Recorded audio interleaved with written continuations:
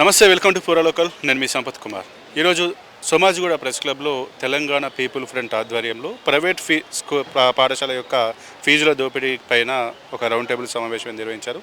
దాంట్లో Hyderabad school parents association member Kishore BVK గారు కూడా పాల్గొన్నారు. ఇంతకీ ఆ రౌండ్ టేబుల్ సమావేశంలో ఏం మాట్లాడారు, ఈ ఫీజుల దోపిడీ నియంత్రణకు వాళ్ళు ఎట్లా ముందుకెళ్లాలని చర్చించారనే అంశాలపైన మనతో మాట్లాడడానికి వారు మనతో ఉన్నారు. వారిని అడిగి మరిన్ని వివరాలు అయితే తెలుసుకునే ప్రయత్నం. సార్ నమస్తే సార్. ఇప్పుడు ఈరోజు ఇక్కడ సమావేశం అవడానికి గల కారణం ఏంటంటే, మన దేశంలో 94,000 ప్రభుత్వ బడులు తీసేశారు. కారణం ఏంటి అని అడిగితే వాళ్ళు చెప్పే రీజన్ ఏంటంటే డ్యూ టు లెస్ ఎన్రోల్మెంట్. అంటే ఎవరూ జాయిన్ అవ్వట్లేదు కాబట్టి ప్రభుత్వ స్కూల్స్ని తీసేసాము అన్నారు. కానీ రాజ్యాంగం ప్రకారం it is the responsibility of government to bring the children to the government school and improve the free education till 10th class. అది ప్రభుత్వం యొక్క బాధ్యత.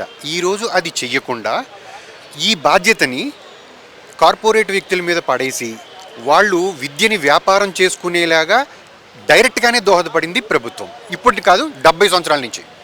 This is what.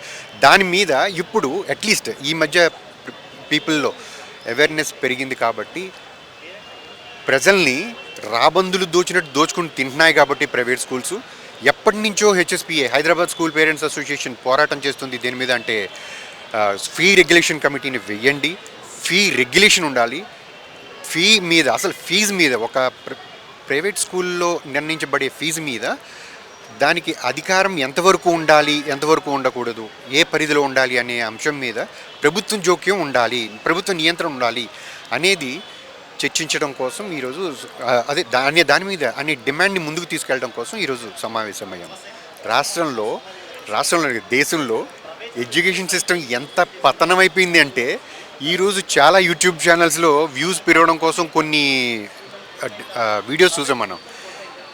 ఇండిపెండెన్స్ డేకి రిపబ్లిక్ డేకి తేడా అడిగితే చెప్పలేకపోతున్నారు.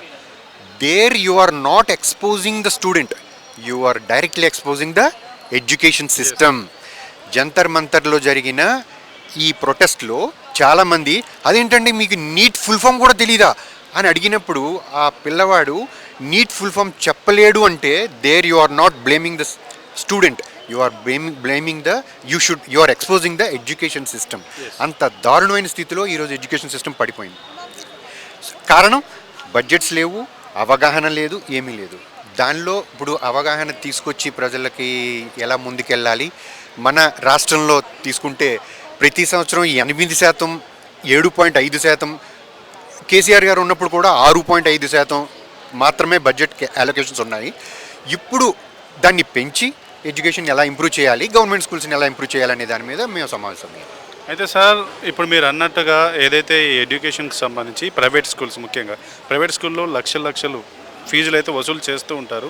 మరి దానికి తగ్గట్టుగా నాణ్యమైన విద్య అందిస్తున్నారు. ఒక క్వశ్చన్ అయితే, మరి నర్సరీకి ₹1,00,000, మళ్ళీ 2-3 లక్షలు ఆ డిపాజిట్లు ఇవన్నీ ఎందుకు పెట్టాలి? ఎందుకంటే నాకు తెలిసి నర్సరీకి అంత ఖర్చు అయితే అవ్వదు.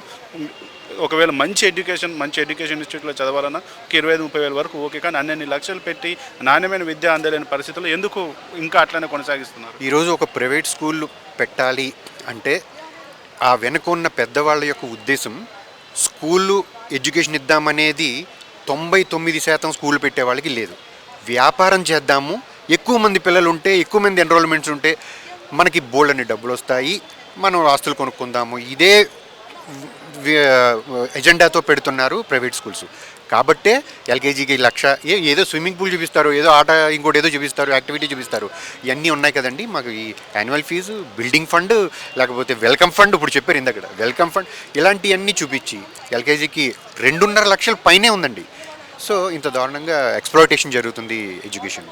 అయితే తెలంగాణలో ప్రస్తుతం ఉన్నటువంటి ముఖ్యమంత్రి గతంలో ఆయన అధికారంలోకి రాకముందుకు ప్రతి పాఠశాలను ఉంచుతాను, విద్యార్థులు తక్కువ ఉన్న కూడా వాటిని కొనసాగిస్తాను, విద్యార్థులను తీసుకొచ్చేటువంటి ప్రయత్నం చేస్తామని చెప్పారు. కానీ అదే ముఖ్యమంత్రి 4,000 పాఠశాలకు కుదిర్చి ఒకే దగ్గర ఒక తాలూకాలో ఒక రకమైన పెద్ద స్కూల్ నర్సరీ నుంచి ఇంటర్మీడియట్ వరకు పెట్టే విధంగా చేస్తాను, అందరికీ ఉపాధి కల్పించి అందరికీ మంచి ఎడ్యుకేషన్ వచ్చేలా చేస్తానని చెప్తున్నారు. ఇది పాసిబుల్ అవుతుందా నిజంగా? అట్లా ఒకే దగ్గర ఒకటే స్కూల్ పెట్టడం వల్ల విద్యార్థులు ఇంకా విద్యకు దూరం అయ్యే ఛాన్స్ ఉందా? అది పాసిబుల్ అవ్వడానికి అవకాశాలు లేవండి. ఇప్పుడు మీరన్నట్టు 29,000 స్కూల్స్ ఉంటే వాటిని 4,000 తీసేస్తున్నారు అందులో. లేకపోతే 4,000కి 4,000కి కుదిస్తున్నారు. అంటే 23,000 చిల్లర స్కూల్స్ని తీసేస్తున్నారు. దానికి కూడా కారణం లెస్ ఎన్రోల్మెంట్స్ అని చెప్తున్నారు వాళ్ళు. సో మీరు చెప్పినట్టు వాళ్ళకి అసలు ఆ విల్ ఉంటే ముందు ప్రైవేట్ స్కూళ్ళు ఫీజులు నియంత్రిస్తే indirectly this is link to government schools increase అనమాట. అక్కడ మీరు కంట్రోల్ చేస్తే గవర్నమెంట్ స్కూల్స్కి పెరుగుతుంటే ఆటోమేటిక్గా మీరు గవర్నమెంట్ స్కూల్కి బడ్జెట్ అలొకేట్ చేస్తారు, పిల్లలు వస్తారు. తీసేస్తారు.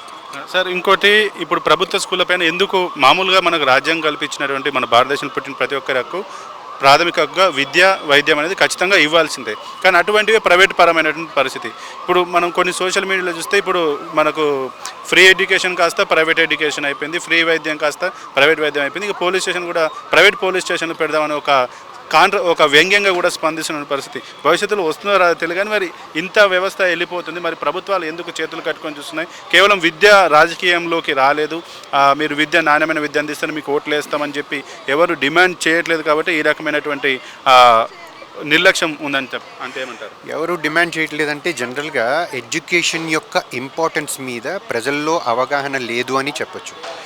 చాలామందిలో మన దేశంలో స్వాతంత్రం వచ్చినప్పటి నుంచి కూడా వీళ్ళకి ఎడ్యుకేషన్ సఫిషియెంట్గా ఇస్తే, అంటే ఒక ఫిన్లాండ్, ఒక స్పెయిన్, ఒక డెన్మార్క్, ఒక స్వీడన్, ఒక సింగపూర్ లాంటి ఎడ్యుకేషన్ కనుక ఇస్తే ప్రజలు ప్రశ్నిస్తారు. ఈరోజు మీరు ఒక ఎగ్జాంపుల్ చూడండి, జంతర్ మంతర్లో ఆ అబ్బాయి అభిజిత్ దీప్కే పోలీసుల్ని మాట్లాడకుండా చేస్తున్నాడు. మీరు ఎన్నన్నా చేయనండి, పోలీసుల్ని ఎలా ప్రశ్నించాడు? మీకు ఆ రైట్ లేదు, మాకు ఈ రైట్, నిరసన తెలిపే హక్కు మాకు లేదా అని నిలువరించాడు. అంటే పోలీసుల్ని కారణం హీ హ్యాస్ ఎడ్యుకేషన్. అలాంటి ఎడ్యుకేషనే కనుక ప్రతి ఒక్కరికి ఉంటే ప్రభుత్వాన్ని కాలర్ పట్టుకుని నిలదీస్తారు. అది నెక్స్ట్ ప్రైవేట్ స్కూల్స్ మీద మీరు చెప్పారు కదా ఇందాక, ప్రైవేట్ స్కూళ్ళు లాభాపేక్షతో ప్రతి ఒక్కరు వస్తున్నారు. ఇందులో వచ్చేది మెయిన్ ఎంపీలు ప్రైవేట్ స్కూళ్ళల్లో పెట్టుబడి పెట్టినంత కాలం విద్య మన దేశంలో బాగుపడదు. ఫస్ట్ వాళ్ళని నిలువరించాలి, తర్వాత every one should join in government school. అంటే అట్లీస్ట్ గవర్నమెంట్ స్కూల్లో గవర్నమెంట్ జాబులు చేసే వాళ్ళ పిల్లలైనా గవర్నమెంట్ స్కూల్లో చదివేలాగా ఒక యాక్ట్ తీసుకురావాలి. ఇది చేయాలి. అయితే సార్ ఇక చివరిగా ఎడ్యుకేషన్ మినిస్టర్ లేని స్టేట్లో ఎడ్యుకేషన్ బాగుపడుతుందా అని మిమ్మల్ని అడిగితే?